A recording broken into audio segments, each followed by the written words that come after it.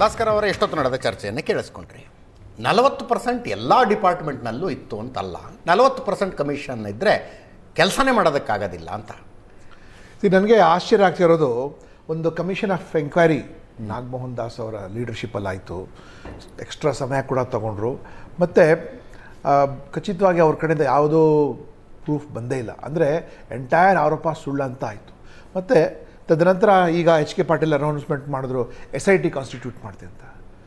ಕಳೆದ 2 ವರ್ಷಗಳಿಂದ ಈಗ ಸರ್ಕಾರ SIT ಮೇಲೆ SIT ಕಾನ್ಸ್ಟಿಟ್ಯೂಟ್ ಮಾಡ್ತಾನೆ ಇದೆ. No SIT is going to take out anything. All SITs at least commission of ಎಂಕ್ವೈರಿಗಾದರೂ ಒಂದು ಹೈಕೋರ್ಟ್ ಜಡ್ಜ್ ಇಂಡಿಪೆಂಡೆಂಟಾಗಿ ಅವ್ರಿಗೆ ನೀವು ಇನ್ಫ್ಲೂಯೆನ್ಸ್ ಮಾಡೋಕ್ಕಾಗಲ್ಲ. SIT ಯಾರು?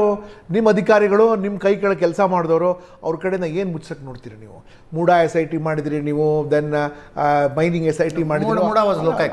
I am telling you all kinds of SIT ಈಗ SIT ಮಾಡ್ತಿದಾರಲ್ಲ, ಜಸ್ಟ್ ಬಿಕಾಸ್ ಅವ್ರಿಗೇನು ಸಿಗಲಿಲ್ವಲ್ಲ ಇದನ್ನು ಮಾಡೋಕ್ಕೆ. ಸೊ ಈಗ ಅದು ಮುಚ್ಚಾಕೋಕ್ಕೆ ಸಲುವಾಗಿ ಇದು ಮಾಡ್ತಿರೋದು. ಯು ಟೆಲ್ ಮಿ, ಯಾವುದಾದ್ರೂ ಎಷ್ಟು SIT ಲಾಸ್ಟ್ 2 ಇಯರ್ಸಲ್ಲಿ ಇವ್ರು ಕಾನ್ಸ್ಟಿಟ್ಯೂಟ್ ಮಾಡಿದ್ದಾರೆ? ಯಾವುದಾದ್ರೂ ಒಂದು SIT ಒಳಗೆ ಏನಾದರೂ ಒಂದು ಪ್ರೋಗ್ರೆಸ್ ಆಗಿದೆಯಾ? ಕಂಪ್ಲೀಟ್ 100% ಎಲ್ಲ ಕಡೆ ಕರಪ್ಷನ್. ಮತ್ತು ಅವ್ರ ಬಾಯಿಲೆ ಕೇಳಿಸ್ಕೊಂಡ್ರಲ್ಲ ನೀವು. ಹಿಂದಿನ ಬಿಲ್ಗಳು ಕೊಡೋಕ್ಕೆ 40%ಗಿಂತ ಜಾಸ್ತಿ ಕೊಡಬೇಕಾಗ. ಮತ್ತೆ ಪಾಪ ಕೇಳಿ ಮತ್ತೆ ಈಗ ಕೂತ್ಕೊಂಡು ಇವರು ಒಳ್ಳೆಯವರು, ಅವರು ಒಳ್ಳೆಯವರು ಅಂತ. ಇವರು ಒಳ್ಳೆತನಕ್ಕೋಸ್ಕರ ಯಾರೋ ಬರಲ್ಲ. ಅಲ್ಲಿ ಇವ್ರು ಹೊಗಳ್ತಾ ಇದ್ದರೆ ನಮಗೆ ದುಡ್ಡು ಬರ್ತಾ ಇರುತ್ತೆ ಅಂತ ಅದು ಸಂಖ್ಯೆ ಅಲ್ಲ. ಅವರು ಭಾಳ ಈ ಸರ್ಕಾರದಲ್ಲಿ ಏನಾಗಿದೆ, ಪ್ರತಿಯೊಬ್ಬ ಮಂತ್ರಿಗೆ ಒಬ್ಬ ಮಧ್ಯವರ್ತಿ ಇರ್ತಾನೆ. ಅವ್ನು ಹೋಗ್ಬಿಟ್ಟು ಎಲ್ಲರ ಹತ್ರ ಇದು ಮಾಡ್ಕೊಂಡು ಬರ್ತಾರೆ. So that is why it is increasing. ಮೇಲಿನ ಮೇಲೆ ಇನ್ಕ್ರೀಸೇ ಮಾಡ್ಕೊಂಡು ಬರ್ತಾರೆ. ನಿಜವಾಗ್ಲೂ ಈಗ 40% ಏನು ಬರ್ತಾರೆ. ಯಾವ್ಯಾವ್ದು ಕೆಲವು ಡಿಪಾರ್ಟ್ಮೆಂಟ್ ಬೆಳಕಿಗೆ ಬರೋದಿಲ್ವಲ್ಲ ಅಂಥ ಕಡೆನೂ ಇಷ್ಟ. ಕೇವಲ ನಾವು ಕರಪ್ಷನ್ ಅಂದ ತಕ್ಷಣ PWD, ಇರಿಗೇಷನ್ನು, ಎಲೆಕ್ಟ್ರಿಸಿಟಿ ಇಂಥದ್ದೆಲ್ಲ. ಈಗ ನೀವು ನೋಡಿ, ಎಲೆಕ್ಟ್ರಿಸಿಟಿ ಮೀಟರ್ಸು ಎಷ್ಟು ದೊಡ್ಡ ಹಾಕೋಣ.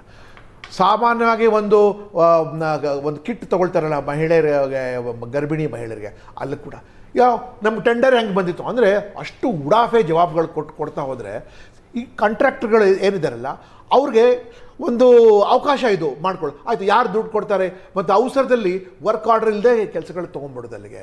ಮತ್ತು ಅದಕ್ಕೆ ವಾಪಸ್ ಕೊಡೋಕ್ಕಾಗದಿರುತ್ತೆ. They are paying for their own foolishness ಅಲ್ಲಿಗೆ. ಮತ್ತು ಇಲ್ಲಿ ಅಧಿಕಾರದಲ್ಲಿ ಇರೋವಾಗ ನನಗಂತೂ ಕೆಲವು ಸರ್ತಿ ಪಾಪ ಅನಿಸುತ್ತೆ IAS ಆಫೀಸರ್ಸ್ ಅವರೆಲ್ಲ. ಇವರೆಲ್ಲ ಅಧಿಕಾರಿಗಳು ಇಷ್ಟು ದೊಡ್ಡ ಬಹುಮತ ಬಂದ ನಂತರ ನಾವು Siddaramaiah had A very good opportunity of putting down corruption.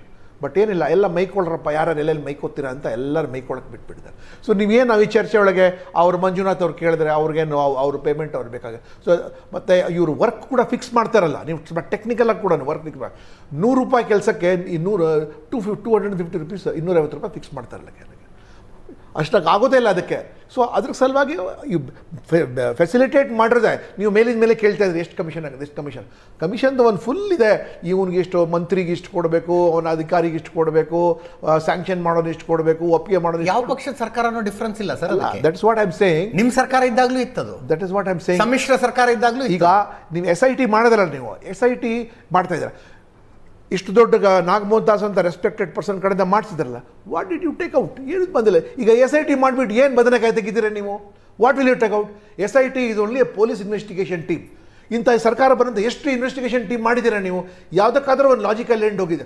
ಇಲ್ಲಿ ಓನ್ಲಿ ಕೇವಲ ನೀವು ಬರೀ ವಿಚ್ ಹಂಟಿಂಗ್ ಮಾಡೋಕ್ಕೆ ಸಲುವಾಗಿ ಅಲ್ಲಿ ನಾಗಮೋಹನ್ ದಾಸ್ ಅಂತ ಪ್ರಾಮಾಣಿಕರ ಕಡೆನೇ ಏನೋ. ಆಮೇಲೆ ಅವ್ರು ಹೇಳಿದ್ರು, ಇಲ್ಲ ಭಯದಿಂದ ಯಾರೋ ಮುಂದೆ ಬಂದು ಹೇಳಿದ. SIT ಜಾಬ್ ಇಷ್ಟು, ಅದು ಕಮಿಷನ್ ಆಫ್ ಎಂಕ್ವೈರಿ ಆ್ಯಕ್ಟ್ ಒಳಗಾಗುತ್ತೆ, act 1952. That is much more powerful civil court power.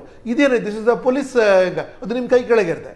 ಯಾರಿಗೆ whom are you trying to fool? ಇವತ್ತು ನಿಮ್ಮ ಕೈಲಿ ಅಧಿಕಾರ ಇದೆ, ನಾಳೆ ನಾವು ಅಧಿಕಾರಕ್ಕೆ ಬರಲ್ಲ, ಈಗಲೇ ಏನೇನು ದೋಚ್ಕೋಬೇಕು ಚೆನ್ನಾಗಿ ದೋಚಾಕ್ಬಿಡೋಣ ಅಂತ ಪ್ರತಿಯೊಂದು ಇಲಾಖೆಯಲ್ಲಿ ಕೂಡ ಏನಾದರೂ ಮಾಡಿದ್ರೆ ಆಯಿತು ನಮ್ಮ SIT ಮಾಡ್ತೀವಿ, ವಿಲ್ ಮೇಕ್ ಅನ್ SIT. ನಿಮ್ಮ SIT ಒಳಗೆ ಏನಾದರೂ ಕ್ರೆಡಿಬಿಲಿಟಿ ಇದೆಯಾ ನಿಮ್ಮ SIT ಒಳಗೆ ಹೇಳೋವಂಥದ್ದು? ಸೊ ಇನ್ ಸಮ್ ದುಡ್ಡು ಇಲ್ಲವರ ಹತ್ರ, they have no money also and corrupt. ನೀವೀಗ ಹೇಳ್ತಾರಲ್ಲ, ಅವ್ರ ಹೆಸರು ಹೇಳಲ್ಲ, ಹೆಸರು ಹೇಳ. ಪಾಪ ಅವ್ರು ಯಾಕೆ ಹೇಳ್ತಾರೆ? ಬಲಿ ಹಾಕ್ಬಿಡ್ತಾರೆ ಹೆಸರು ಹೇಳಕ್ಕೆ ಹೋದ್ರೆ. ಚೆನ್ನಾಗಿ ಗೊತ್ತಿದೆ, ಅವ್ರಿಗೇನು ಗೊತ್ತಿಲ್ಲ ಅಂತಲ್ಲ. ಅವರೊಬ್ಬರೇ ಅಲ್ಲ, ಸತೀಶ್ ಜಾರಕಿಹೊಳಿ ಒಬ್ಬರ ಥರನೇ ಮಂತ್ರಿ, ಎಲ್ಲ ಮಂತ್ರಿಗಳ ಥರನೂ ಒಬ್ಬ ಏಜೆಂಟ್ ಇರ್ತಾನೆ. ಅವ್ನ ಕೆಲಸನ ಎಲ್ಲ ಕಡೆ ಕಲೆಕ್ಟ್ ಮಾಡ್ಕೊಂಬಾರ್ದು. ಪಾಪ IAS ಆಫೀಸರ್ ಆಮೇಲೆ ಎಲ್ಲ ಆದ ನಂತರ ಅವನು ಸೈನ್ ಮಾಡೋದನ್ನು. ಸೊ ರಮೇಶ್ ಬಾಬು ಸರ್ ಏನು ಹೇಳ್ತಿದ್ದಾರೆ, ಇಟ್ ಇಸ್ ಇಂಡಿಫೆನ್ಸಿಬಲ್.